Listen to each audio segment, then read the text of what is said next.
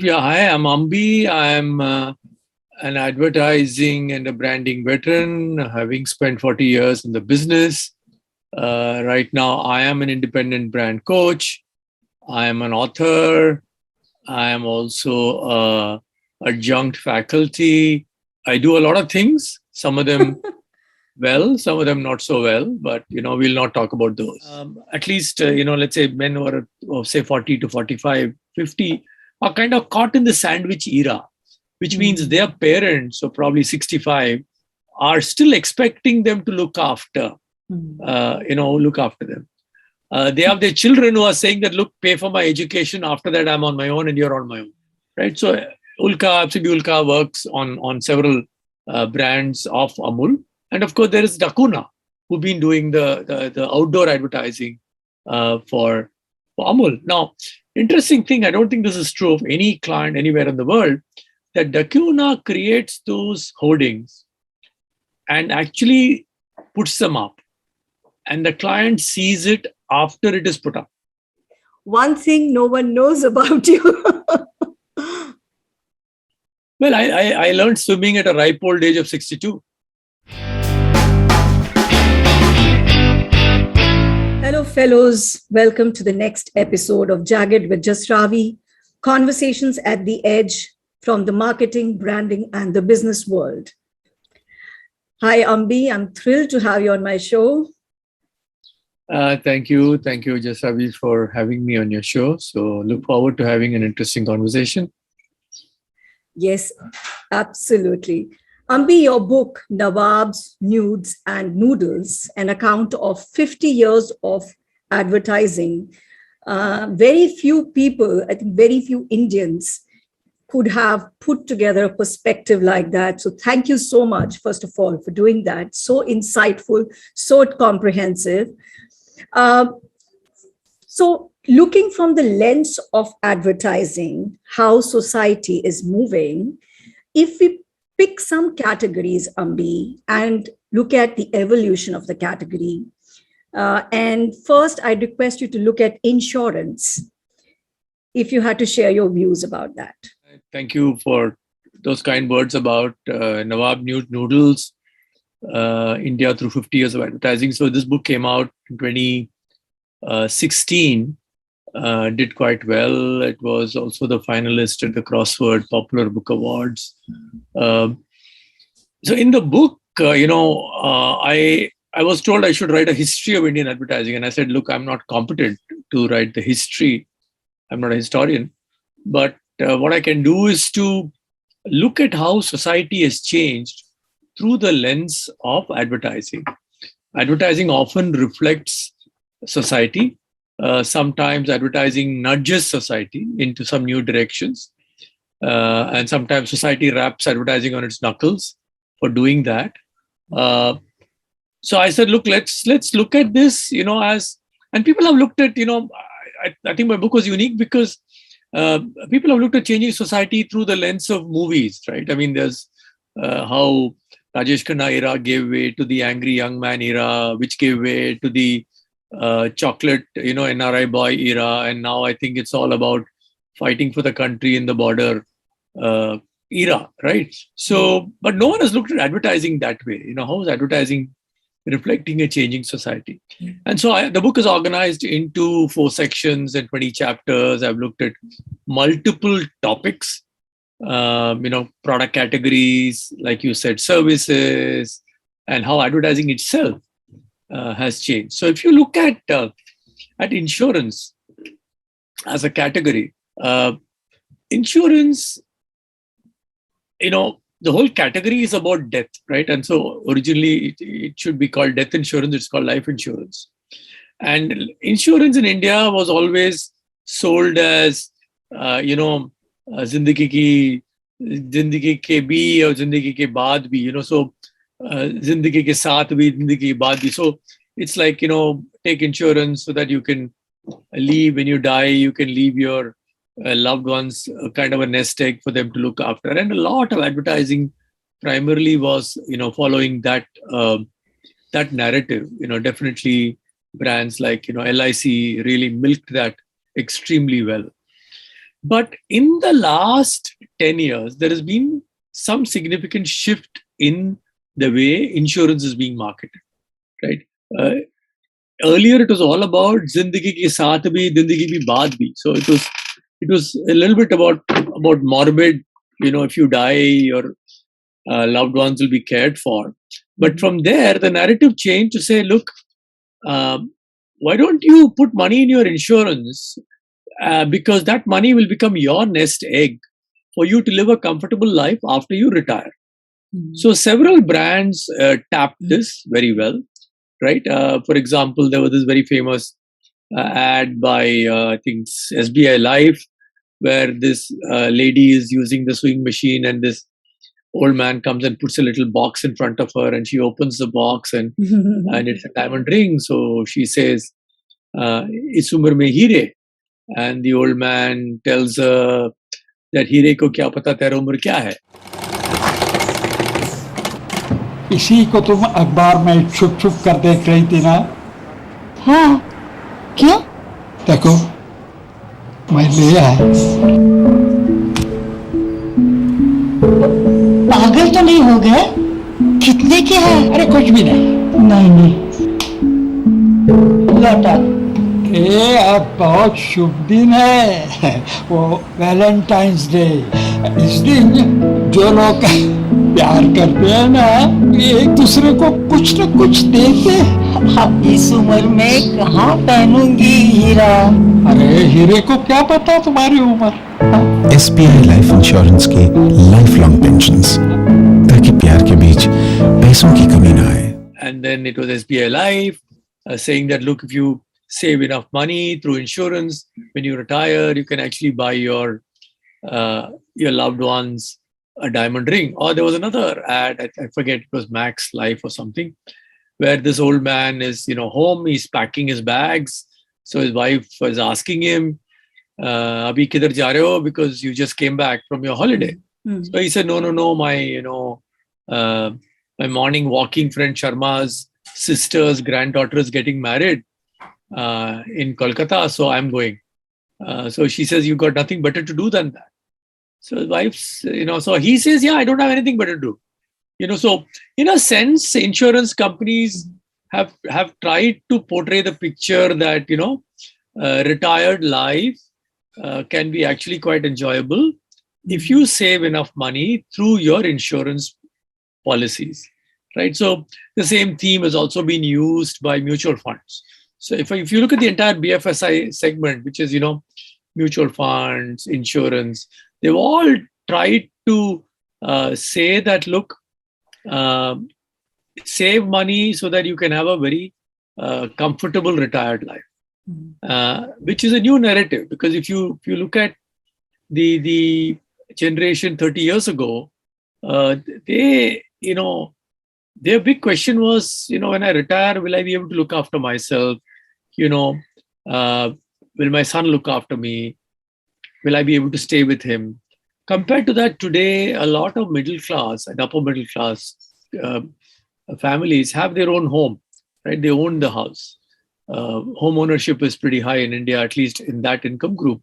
And so they say, look, ghar to hai, maybe ek gaadi bhi hoga, scooter hoga, car hoga. Then what do you want? So you need to save money to maybe go on a holiday somewhere or buy a nice gift or go and have a nice meal. So which is what are these, insurance and mutual fund companies are tapping that quite well. It's not that old people are all living a very happy life. Many of them are worried about, health cost and, things like that. But in the context, if you look at over the 30-year perspective, there is a change in society, and that's being reflected in the advertising.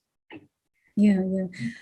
So beautifully explained, Ambi. And like you said, I think this book gave advertising, as you have said in the introduction, more respect, because advertising is not just borrowing from popular culture, it is pushing and nudging in a certain direction as well. And I think I remember from reading in your book, you've also mentioned another ad, retire from work, not from life. like you said, it's a second inning starting, and perhaps a lot of delayed things are going to be taken up by the senior citizen. Ambi, could we take another category like home paints? How do you think the discourse has changed there through the lens of advertising? So if you look at the entire home decor category, right? So, and you worked in advertising and you know how the category has evolved. The whole concept of being home proud is something which is kind of taken off over the last, probably 10, 15 years. And brands have been able to tap into that, be it, Asian Paints in one sense, har ghar kuch kehta hai, and, therefore every, you reflect your personality in your home, which means how your home looks is your personality, right? Or what, what my old agency did for Goodless Nerolac, which is, घर घर की रौनक बढ़ानी हो, दीवारों को सजाना हो, Nerolac. So, so as against, if you take 25, 30 years ago to today, the entire paint and the home decor category is dramatically exploded, right? If you go back 30 years ago, there was probably Luxol Silk, which is from British Paints, very expensive, expensive wall painting, which could be afforded only by very, very rich people. Today, the scene is there are multiple varieties of paints, both for interiors and for exteriors, right? And I think today people are also more proud about their home. And we had that old research which said that, look, there are certain time when you paint the home, right? And there are critical junctions when you paint the home. For example, you paint it during an auspicious, festival like Diwali or Puja, or whatever. Or you paint it when there is a marriage in the family, or you actually paint it before the marriage so that, if your in-laws are going to come home and look at you, they need to see it. So there was always a bit of a shosha with painting, and that's kind of heightened today. Today you have multiple types of paints being advertised. It's no longer the typical white and yellow and blue. There are textures being advertised. There are other types of complex things being advertised. And look at the way flooring category has exploded, right? And it's again being reflected in our advertising, right? In the good old days, I think Spartek was the first floor tile. The company is no more, but they opened up this floor tile business. And today there are multiple varieties of floor tiles, floor covering. I think that's again reflecting the fact that home ownership has increased. As home ownership increased, there is pride in the home has increased. And because the pride in the home has increased, there is more market for paints, for upholstery, for furniture, for a variety of products. And this will continue to explode, right? And I think, wallpapers, which probably was a very, very niche category, has grown. Similarly, furniture. At one time, most Indian homes used to have those, steel furniture made by Godrej. That's no longer the case. Look at kitchen, and I think I've written about that in the book. Today, modular kitchen has become almost de rigueur in the middle class and upper income homes, right? That several, including several builders, say that we give you a ready fitted kitchen, right?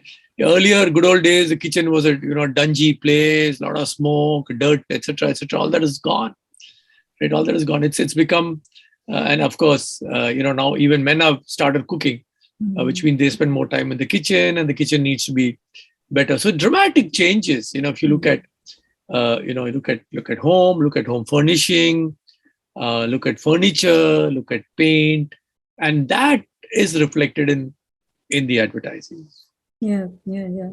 So roles changing, exposure changing, and how you want to spend a day and how you look at cooking. So much change, and all reflected in advertising. You were talking about flooring, Ambi. had a chat with the marketing manager of Wellspun Flooring, and they were talking about how they've come up with flooring that can be changed in a day. So with that product, now flooring should also be looked at as part of home decor that you would like to renovate, every now and then, just to feel good, and not a status thing. So thank you so much. And Ambi, this is an iconic ad, Hari Sadu. Report 2. But sir, shut up. Sir, hotel reservation desk on line 2. Yes, I would like to book a table for 2. Sure, sir. Poolside. Your name, sir? Hari Sadu. What, sir? Hari Sadu. Sir, may I? Yes, write down Hari Sadu. H for Hitler, A for arrogant, R for rascal, I for idiot. That's right. Now write Sadu.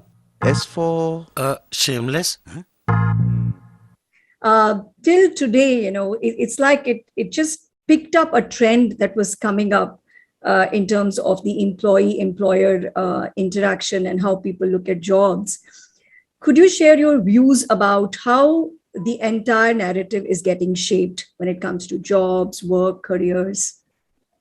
Okay, so Hari Sadu ad was done by my old agency out of the Delhi office, and I remember discussing the story behind the ad with Sanjeev Bikhchandani of Info Edge, and I know internally, what had happened, that so the agency had gone and got the account, they gone and made a presentation, and Sanjeev and team said no, this may not be working, so they went back a month later with some 2-3 new ideas. Apparently that also didn't find favor. And then Sanjeev Bikhchandani and team said, look, there is a new report which has come out. Why don't you guys go through this, and maybe, this will give you an idea. And the report was, I think, a BBC report or whatever, some report which said that, while you ask people why they're changing their job, they give standard reasons. I'm changing my job because I want a better title. I want, more salary. I want to be in a different city. But the real reason is, the primary reason why people change their job is because they don't like their boss, right? Number one reason is you give up your job because you don't like your boss. And that triggered an ad, original ad, which was what we call the washroom ad. And then Hari Sadu followed a little later. So the washroom ad was written by the team, and then they presented 2 alternatives to that. And then they told the team at Info Edge, look, this washing room ad is where, this boss is washing his hand, and there is this subordinate standing there next to him, and suddenly the boss looks at him and starts shouting at him, and he starts pointing his finger. And this guy tolerates it for a few seconds, and he takes the water and splashes it on boss's face and walks out.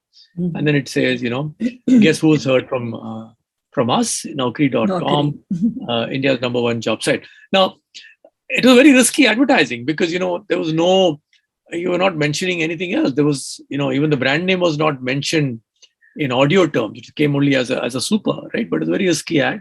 But the team at Info Edge said that, no, we want to take a risk with this ad. Let's do it. And the ad worked. And then they did the second round, which was a Hari Sadu ad, which was rated as one of the best ads of the decade and whatnot. Now, in a sense, this was a new narrative. And I've written about it in the book. In India, getting a job was a big thing, right? I mean, hundreds of ads have been made about getting a job, whether it was the Wheel ad or the Fair and Lovely ad or the Ponds ad. It's all about someone preparing for an interview and then, getting the job. But this one was a very different narrative. This one's saying, look, chuck your job. If you don't like your boss, chuck your job and you will get some other job, right? And today, it is even more relevant because of this whole thing which we call the Great Resignation, which in India is happening more with the IT sector, where there are too many jobs and not enough people. But why are there more resignations? I think the resignations are there because probably the bosses are not able to manage the teams well, especially when you have this remote working. It's so difficult to hold on to a team. there are, I know of companies which have hired people who were working from home, and they've lost them in 6 months. Right. So I was talking to someone who said, look, this girl we hired in our Delhi office, a big agency, maybe one of the agencies you worked in. And he said, we hired this girl, very good girl in Delhi. And, 6 months, 8 months later, she's quit. So I said, what could you have done? He said, no, yaar, in normal life, I would have been to Delhi at least 2 or 3 times. Right. And while I might not have met her in a formal setting, I would have chatted with her. And I would have figured out, even in a corridor meeting, I would have figured out something is wrong. And I would have changed our account, saying, okay, don't work on this account, work on that account. I couldn't do that. And we lost this person. I think this is standard. I think hundreds of companies have gone through this problem. You hired someone remotely, they are working remotely, and you lose them remotely. Yeah. Right? So we still haven't figured out, and HR teams have gone crazy organizing, whatever, dumb charade or whatever, online, which I don't know whether it helps or it hurts. Yeah. So people, I think, especially at the top level, in certain industries, talent is really scarce. Yeah. And companies are struggling how to retain talent. And if you're a Hari Sadu, God help you. Even if you're a very good boss, it's today going to be tough because you don't have enough face-to-face time with them, especially if you're working remotely. You're not meeting your team often enough. You're not having a drink with them once in a while. You're not going out for lunch or dinner with them. That is a big problem. We talk of organizational culture, right? Organizational culture is built by water cooler talk, by hanging around, by going for a cup of coffee, chatting about things. That's all been highly constrained during the pandemic. So as a result, I think, culture is what holds people together, right? And that's something which is sorely missed during the pandemic time. Yeah. So beautifully said, Ambi. The young generation today is not just focusing on a salary at the end of the month. It is about my potential. It is about how I feel, and more so now a purpose. What are you going to be about, and can my work be more meaningful? So, like you've said in your book also, that the focus of advertisers for jobs hence has changed in terms of it's and the tone, Ambi, the tone by how coolly, I mean, this ad can have relevance today also. How coolly he just decides that this is not working, this is not how I'll be treated. He gives a smart repartee and walks out, and there is another employee in the room who takes it on from there. So beautiful. Okay, Ambi, now mostly, even iconic brands, we have seen Ambi struggle after a point in time to stay relevant. We've seen this happen with Lux, Liril, iconic brands, such unique spaces. But there has come a point in time where they have to be reinterpreted. There is a brand that you have closely been associated, and I think audiences would love to know more about it, which is brand Amul, which has timeless appeal. I mean, I don't know, I don't have research to say this, but I feel it is as relevant, if not more, in terms of its essence, in terms of its outlook, in terms of what it stands for. Could you share some aspects of this brand, Amul? Why does it click such beautifully with us? See, Amul is an iconic brand in many ways, right? And it's a brand which very assiduously has built a backstory. A lot of credit should go to Dr. Kurian, who from day one presented the brand as a brand which is there for the dairy farmers, right? And then we talk of all this thing about brand storytelling and become very fashionable. I mean, he thought of it, 30 years ago, 40 years ago, when he wrote a book, I Have a Dream. He also, got Girish Karnad to make that movie called Manthan, which is about how the Amul and the cooperative movement was born, right? So he understood the power of brand storytelling, and that's one thing critical. The other thing which I think Dr. Kurian kind of embedded in his team is the need to trust your partners. And I've written about it in another book of mine about how there is this old story that I think he's written in his book as well about how the agency every year around March, the agency is called for an annual review where they share all the campaigns which they will run during the year. And the agency goes and makes a presentation and with Dr. Kurian there and all his entire team sitting there. And then one of the brand managers, the product manager says, Dr. Kurian, I have a point of view. So Dr. Kurian says, yeah. So, and this young man says that, I think this ad is nice, but the background is blue. It's the wrong color. It should be green. So then Dr. Kurian tells his little stories that, young man, you want to build a house. So you bought a plot of land and you call an architect who designs a nice house and the house has 5 pillars. And you call the architect and tell him, look, you like the design, but 5 pillars is too much. So you tell him that, can you do the design with 3 pillars? So the architect does the design with 3 pillars, and after 2 years, the house collapses. Now, whom do you blame? Do you blame yourself or you blame the architect? So he says, look, if you have a problem with the colors, say what is the problem, right? And let them decide whether it will be blue, green, orange, red, whatever it is, right? So Dr. Kurian had this thing that pick your partners very carefully. After that, give them full freedom, right? So FCB Ulka works on several brands of Amul. And of course, there is Dakuna, who've been doing the outdoor advertising for Amul. Now, interesting thing, I don't think this is true of any client anywhere in the world, that Dakuna creates those hoardings and actually puts them up. And the client sees it after it is put up. Right? Which means what? Which means you have such tremendous trust in your advertising partner that you're letting them do something with your brand and you're post facto approving it. I don't think any. So, Dr. Kurian embedded a lot of these things into the company. Like, for example, they have an old rule. They spend, I think, 1.5% of their turnover on advertising. They don't spend anything more than that, right? Because they say, look, we need to save the money. So we need to make money for our farmers. We need to give them a good price.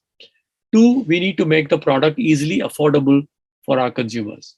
So, so if you see, Amul's products are never very premium. They're all very popular priced, and which is why sometimes they're in short supply, right? Because they are so affordably priced, right?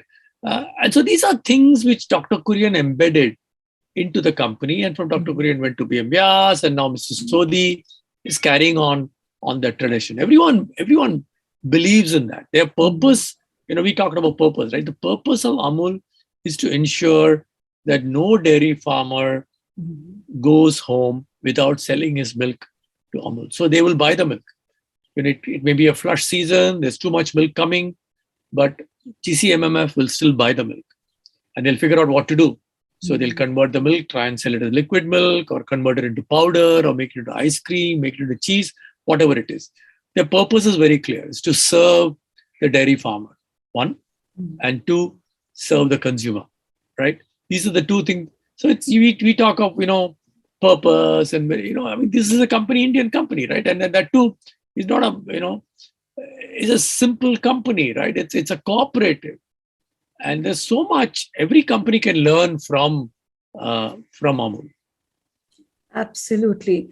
Ambi, this whole collective, thing, like you feel it's yours, it's your company, there's a collective essence to it, and then do good kind of at the heart of the business model. What would you say about the girl with the polka dots dress?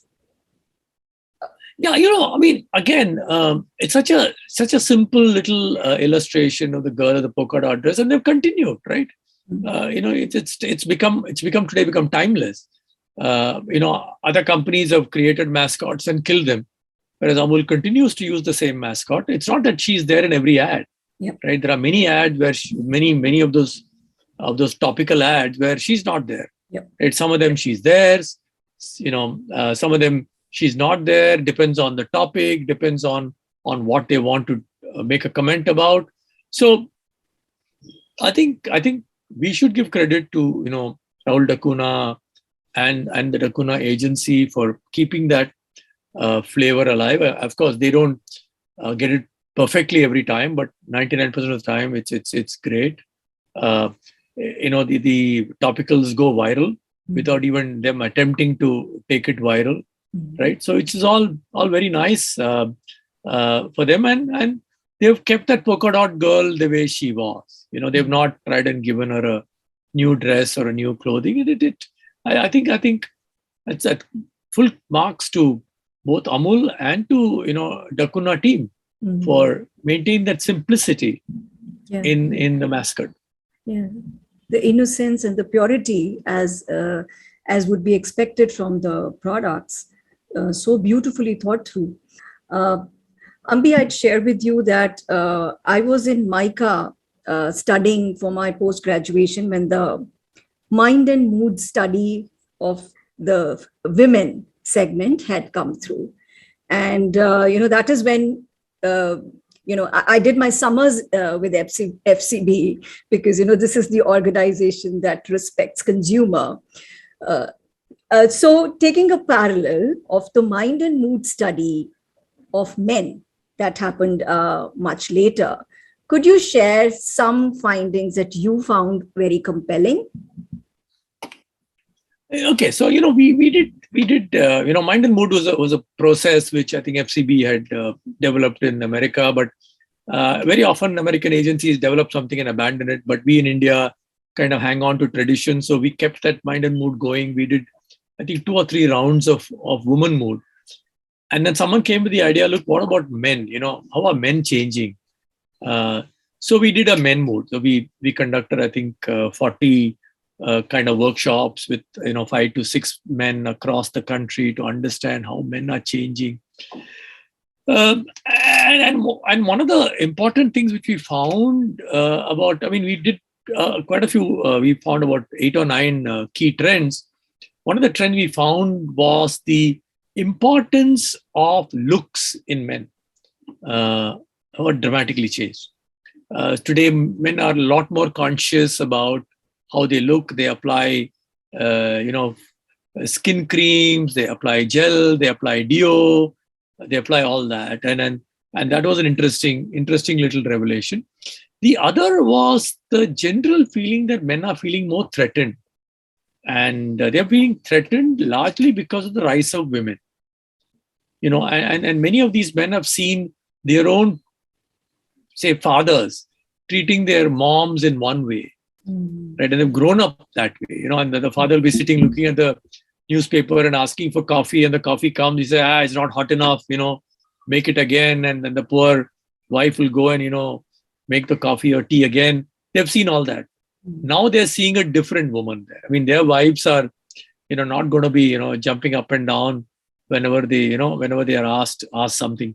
So like this, we spotted a few key trends on how men are changing, how they're feeling more threatened, how they're kind of, they're being, at least, let's say men who are, say, 40 to 45, 50, are kind of caught in the sandwich era, which means their parents, so probably 65, are still expecting them to look after them.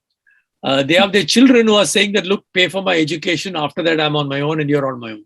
So they're caught in this little sandwich between parents, children, wife. So men are, and I think we said this somewhere, that men are a very threatened species in India because the rise of women over the last 20 years has been dramatic, both in terms of education, their desire to work, etc., etc. Unfortunately, I think during the pandemic, that has gone a bit back. A lot of women have dropped out of the workforce, and it'll take them a few years to go back in. But the trend was there that men will have to now face a different woman, both in office and at home, and that's going to change men. And that was the finding from our man mood study. So timely, so beautiful. Ambi, there was a point in time, an advertiser in the industry, a male advertiser only, was sharing with me that why are men being portrayed as they are the villains? Like even an ad that has been much celebrated, like Share the Load, they're like, which man does that in today's generation, that he comes back home and expects everything to be done? So that was a counterpoint of view, and he said that, can we have, just like you said, that they are sandwiched, he said that, can we expect some empathy from the women? They are very empathetic. Can they understand us, that we are trying to change and we are struggling? No, I think it's nicely spoken, but the reality is, Share the Road is right. I think Share the Road advertising campaign was very right. I mean, मैं पूरन पोली बना रही हूँ, तेरे भाई की favourite. तेरे room की क्या हालत बना रखी है इसने ना, बस पूछ मत। हाँ, तो तू बता रही हूँ सुबह सुबह कैसे फोन किया? ऑफिस नहीं गई?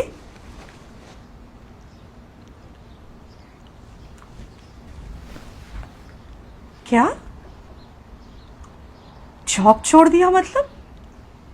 अरे ऐसे कैसे? कितनी तरक्की हुई थी तुम्हारी, ये हम भी कितना प्राउड फील कर रहे थे। अचानक ये जॉब छोड़ना, रियू कैसे? क्या तेरी जॉब छोड़ रही है? क्यों? पर बेटा, शादी के बाद घर के काम बढ़ जाते हैं, लेकिन तू अकेली थोड़ी है। आकाश भी तो है तुम्हारे साथ, वो घर के काम में तुम्हारी हेल्प कर सकता है ना? अरे उसे घर का काम नहीं आता मतलब? ऐसे कैसे नहीं आता?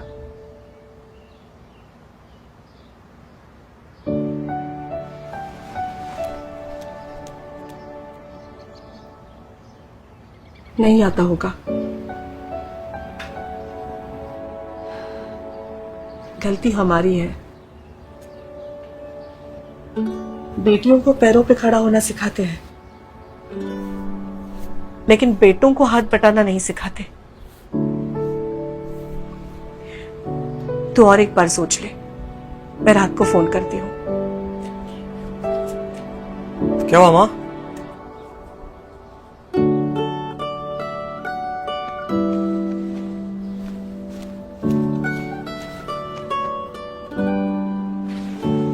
क्या हुआ mom?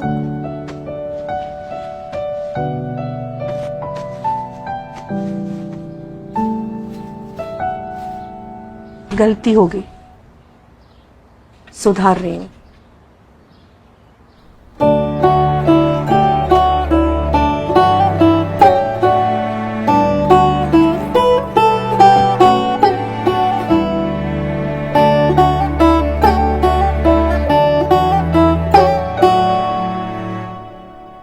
Indian men, look at Indian women. Today, a lot of Indian women, especially middle and upper income group, are expected to work, right? They're expected to work. And they're also expected to look after the home, look after the kid, right? So in a sense, Share the Load is very right. I mean, sharing the load can be even sitting and, teaching the kid, spending time with the kid on the homework or doing something in the kitchen. So I'm sure Share the Load is very applicable to anyone who's 45 plus. Maybe someone who's 30, 35 has already gone over that and he's ready to share the load. But anyone who's 40 plus, I think, is still not there yet. And I think, therefore, the ad was, the whole campaign was very well conceived. Yeah. Absolutely. And the load, like you rightly said, I mean, how does the load get defined? There's so many aspects. that a woman is expected to look at. So many roles, so many hats she's wearing. So, yes. Okay. So, Ambi, you've been talking about COVID, and, I was thinking to say post-COVID, but I'm not sure if we can say that anymore. Things going on, in a cycle. But still, if you could share some, you've written a lot about it. Could you share some trends that we can expect that they'll emerge strongly once this round of COVID, the third wave, also settles down? So we will have a third wave. We may have a fourth wave. We may have a fifth wave. But the intensity of the wave hopefully will keep going down as we take more and more vaccines, and then it'll become nothing like, just like a cold. Cough, cold, you have a little bit of fever, and 2-3 days you're okay. That's going to happen. But what are going to be the learnings which we take from here? And some things will change, right? For example, work from home, work from office. Now, this is going to be a continuous debate which companies are going to have. People are going to say, look, why can't I work from home? Why should I come to office every day? So already several countries are talking of 4-day week, right? Should we have a 4-day week? Should we have a 40-hour week? Or should we have a 30-hour week? Those kind of debates will start. Companies will start balancing this work from home, work from office. That's going to be one key thing. The other thing, at least as far as education and training is concerned, we will start embracing more and more of hybrid forms of teaching and learning, right? Whether it is stuff like what you're doing, which is, basically is spreading knowledge and information. So this will go on. A lot of paid content will be created, right? So you can actually do an online, branding, advertising fundamentals, which, just Ravi, which could be a 3-day session. Like I'm doing a series of workshops for a large automobile company where 30 people are attending the sessions from anywhere in India, and 90 minutes spread over, every twice a week. And then after 6 weeks, they do a project and they present to us, right? So this is something, otherwise you'd have to bring them into some training center and lock them up, etc. Now it's all little open. We are still, grappling with it. It worked very well with one division. The other division is grappling with it. But the point is, this is new. This is totally new. So this will stay with us. We will figure out how to do this better.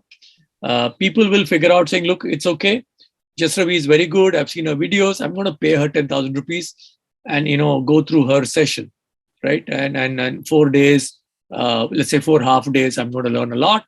So committed learning. So that's going to happen. The other thing, of course, there are multiple ways in which, pandemic has changed us, whether it is online, payment online, using, people avoiding going to the bank. Therefore, they've learned how to use RTGS and all that. So that's one.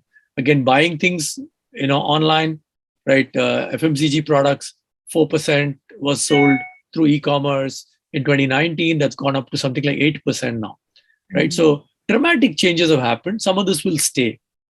Some of this will probably taper off.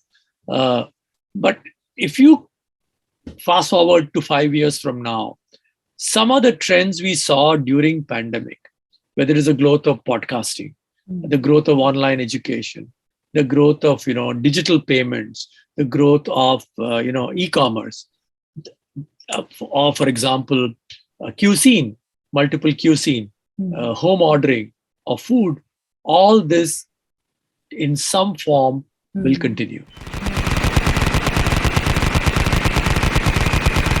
I'm a very non-violent guy. You're bringing Squid Games into my life.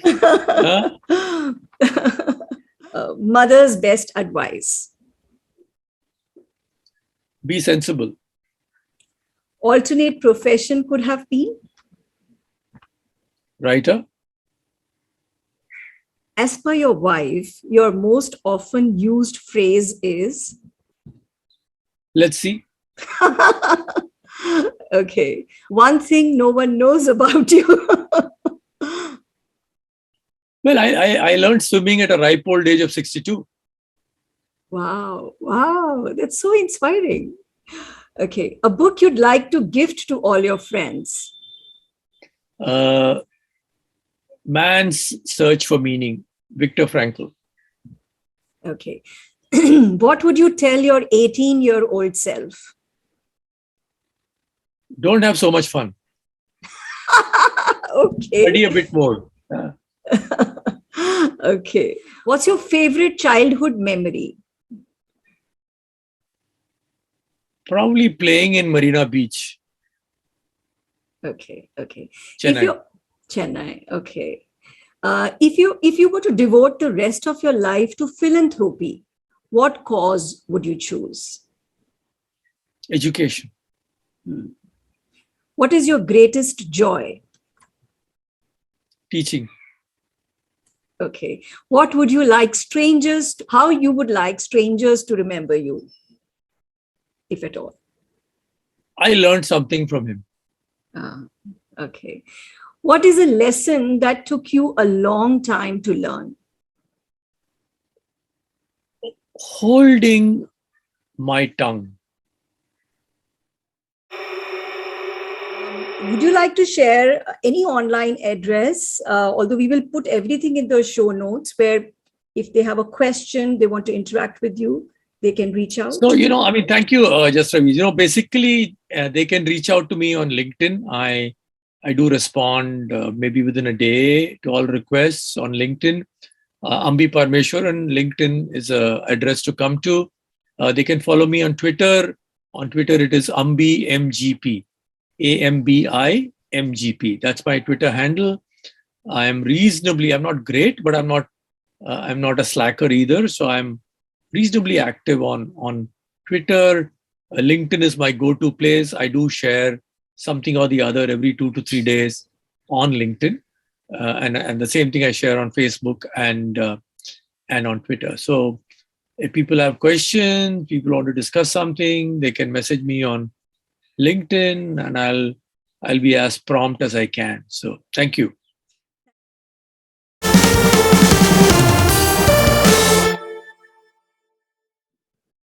Yeah, I think, Jasravi, you come with a lot of experience in the world of advertising. And I think you also picking and choosing whom you want to talk with. So, and you do a lot of homework before doing the interview with a person. So I'm sure, and you've interviewed some really wonderful thought leaders on your show. So I think it makes sense for every young marketer, advertising professional, media professional to watch your show, to learn from your show, because I think every single episode, I'm not saying this one, but I'm saying, every single episode has something for them to take away. And even if you devote 40 minutes to the show and you learn one thing new, that's worth your time spent.